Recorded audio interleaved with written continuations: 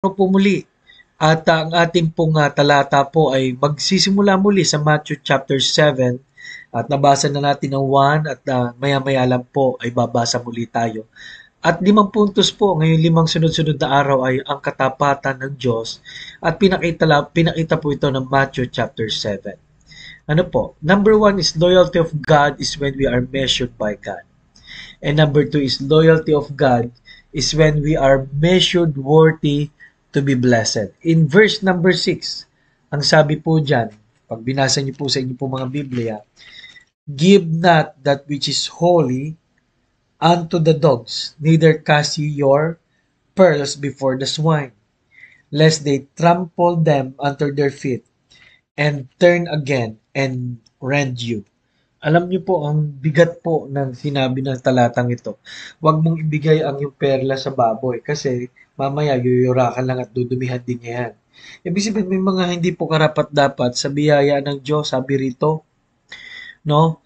Pero salamat tayo po ay ginawang karapat-dapat ng Panginoon, no? Pero ang gusto ko pong bigyan ng pansin ay yung idea na nawawag po nating ma-take for granted. Halimbawa po, sa unang pagkakataon, na tayo po ay matagal na sa church, no? Yung karamihan po sa atin lalo po sa Christian church ay halos doon ay pinanganak. Pero unang bagay po, kahit doon po tayo pinanganak, kung hindi pa po natin talaga tinanggap si Kristo bilang Panginoon na tagapagligtas, ay baliwala po yun, ano? Baliwala po yung pagiging membro natin ng isang church. Pangalawa, ay anak na tayo ng Diyos at marami pong inihanda ang Diyos.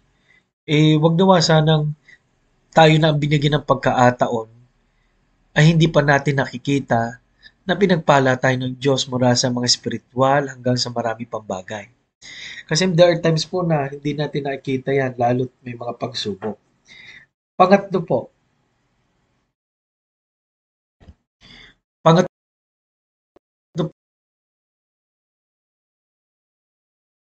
loyalty of God is when we are measured worthy to be blessed.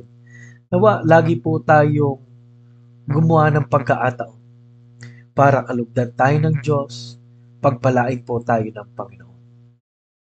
Kaya yan po ang ating mensahe, no? Salamat po sa katapatan ng Panginoong Diyos.